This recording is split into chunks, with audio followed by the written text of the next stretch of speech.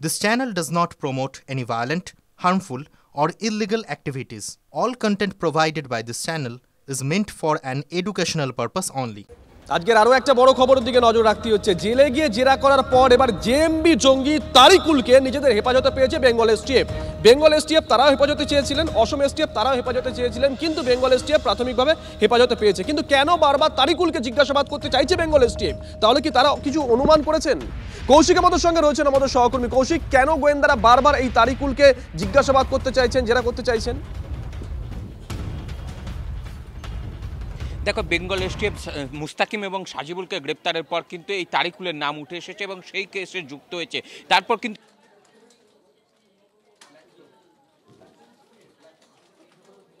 কৌশিক শুনতে পাচ্ছ না? কৌশিকের সঙ্গে আমরা যোগাযোগ করবো। এই তারিকুলের কথা নিশ্চয়ই আপনাদের মনে আছে। তারিকুলের নাম উঠে এসেছিল খাগড়াগড় বিস্ফোরণের ঠিক পরে মূল অভিযুক্ত তাকে ধরা হয়েছিল, গোয়েন্দারা ধরা পড়েছিল, তারপর থেকে বহরমপুর জেলায় ছিল এই তারিকুল। কিন্তু হঠাৎ করে এমন কি হলো যে তারিকুলকে আবারও জিজ্ঞাসাবাদ করতে চাইছেন গোয়েন্দারা? শুধুমাত্র বেঙ্গল এসটিএফ নয়, পাশাপাশি অসম এসটিএফও জিজ্ঞাসাবাদ করতে চাইছে। কৌশিকের সঙ্গে আমরা আবারও যোগাযোগ করতে পেরেছি। কৌশিক, তুমি যে কথা বলছিলে, কেন গোয়েন্দারা বারবার তারিকুলকে জিজ্ঞাসাবাদ করতে চাইছেন, কি কারণে? দেখো, বেঙ্গল এসটিএফ সাজিবুল এবং মুস্তাকিমকে জেরার পর যে তথ্য পেয়েছে সেখানে তারিকুলের নাম উঠে এসেছিল এবং তারিকুলের সঙ্গে কথা বলে এবং জেলে গিয়ে জিজ্ঞাসাবাদ করে এবং তারপরে তারা মনে করেছে যে এই তারিকুলকে তাদের নিজ হেফাজতে নিয়ে জিজ্ঞাসাবাদ করতে চায় এবং সেই রকমই তারা কোর্টে আবেদন করেছিল গত শনিবার এবং সেই আবেদন মঞ্জুর হয়েছে এবং তারা 7 দিনের পুলিশি হেফাজত পেয়েছেন। অন্যদিকে যে আসাম এসটিএফ রয়েছেন তারাও তারিকুলকে তাদের হেফাজতে নিতে চেয়েছিলেন এবং আজ আদালতে এসেছিলেন, কিন্তু সেই জায়গায় দাঁড়িয়ে যেহেতু বেঙ্গল এসটিএফ তারা আগে আবেদন করেছিলেন সেই কারণে বেঙ্গল এসটিএফ তাদের হেফাজতে আগে পেয়েছেন। তবে যে এই তারিকুল হচ্ছে দুই দিকে ফ্যাক্টর, যেটা সাজিবুল ইসলাম এবং মুস্তাকিম শেখ জিজ্ঞাসাবাদ করে এই তারিকুলের নাম উঠে এসেছে যে জেএমবি জঙ্গি তারিকুল জেলে বসেই কিন্তু স্লিপার সেল সংখ্যা বাড়াচ্ছিল এবং আনসারুল্লাহ বাংলা টিমের হয়ে কাজ করছিল এই তারিকুল ইসলাম। পাশাপাশি আব্বাস আলী ও যে মিনারুল শেখ ধৃত হয়েছে আসাম এসটিএফের হেফাজতে আছে, তাদেরকে জিজ্ঞাসাবাদ করেই কিন্তু সেই তারিকুলের নাম উঠে এসেছে। আনসারুল্লাহ বাংলা টিমের যে হ্যান্ডেলার তাদের নির্দেশ মতো তারিকুল এখানে নির্দেশ দিতেন এবং সেই সব কাজ করতেন। বেশ নজর রাখো কৌশিক।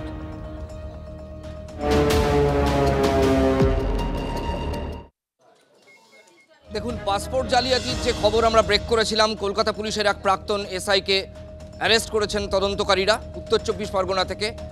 সম্ভবত সেই সূত্রেই আরও 4 কর্মরত পুলিশ কর্মীকে খুঁজছেন তদন্তকারীরা। আমরা কথা বলবো এই নিয়ে বিস্তারিত। আমার সঙ্গে রয়েছেন আমার সতীর্থ সিজার মণ্ডল।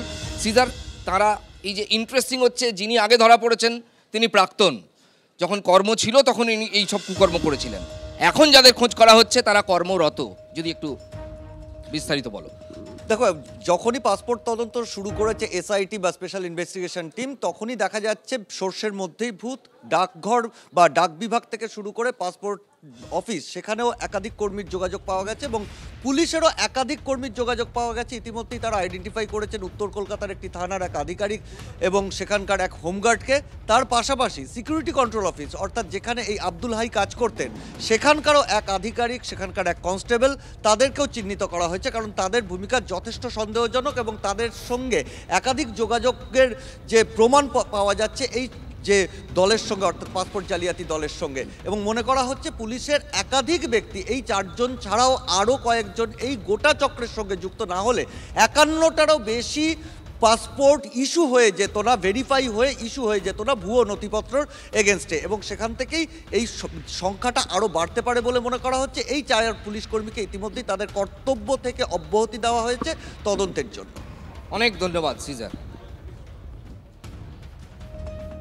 দেখুন, রাজ্য এবং দেশের বিভিন্ন প্রান্ত থেকে অতি সম্প্রতি বাংলাদেশে ধরা পড়ছে। শহর কলকাতা থেকে ধরা পড়েছে, কল্যাণী থেকে ধরা পড়েছে, দিল্লি থেকে ধরা পড়েছে। কিন্তু এত বাংলাদেশি অনুপ্রবেশকারী তারা আসছে কোন পথে আমাদের এই দেশে?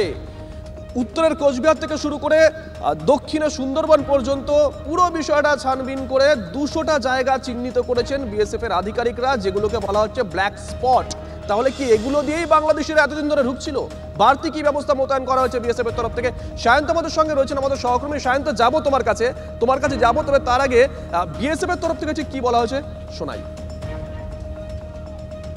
हमारे लिए अनफेंस्ड बॉर्डर कोई प्रॉब्लम नहीं दे रहा है, क्योंकि बीएसएफ की जो स्ट्रेंथ है वो काफ़ी बड़े पैमाने पे यहाँ पे डिप्लॉयड है प्लस जैसे मैंने पहले बताया कि जो हमारी टेक्नोलॉजी है वो आजकल इतना इवॉल्व कर गई है कि उससे भी हम लोग रिमोटली बहुत अच्छे से अपने अनफेंस्ड बॉर्डर्स को गार्ड कर सकते हैं। गवर्नमेंट ऑफ इंडिया की ये बहुत बड़ी प्रायोरिटी है और बड़ी स्पीड से फेंसिंग का काम चल रहा है। तो मैं नहीं मानता हूँ कि किसी को भी बिल्कुल भी घबराने की ज़रूरत है। बिल्कुल अच्छे से सेफ गार्डेड है हमारे बॉर्डर्स।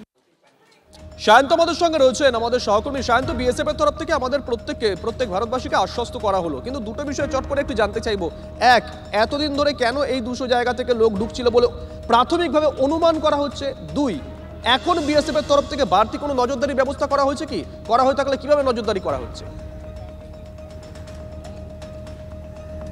দেখো, বিএসএফের তরফে একটা বিষয় পরিষ্কার করে দেওয়া হয়েছে যে কোচবিহার থেকে দক্ষিণের সুন্দরবন পর্যন্ত যে 2217 কিলোমিটার রয়েছে, সেই 2217 কিলোমিটারের মধ্যে এই যে 200টি স্পট, এই ব্ল্যাক স্পট কিন্তু অত্যন্ত গুরুত্বপূর্ণ এবং এই ব্ল্যাক স্পটগুলোতে উপর বাড়তি নজরদারি, ইতিমধ্যে সেখানে বাড়তি বাহিনী মোতায়েন করা হয়েছে। কিন্তু বেশ কিছু এলাকা রয়েছে যেটা নদীপথ এবং খুব দুর্গম এলাকা, সেখানে এখনও বিএসএফ জওয়ান মোতায়েন করা যায়নি।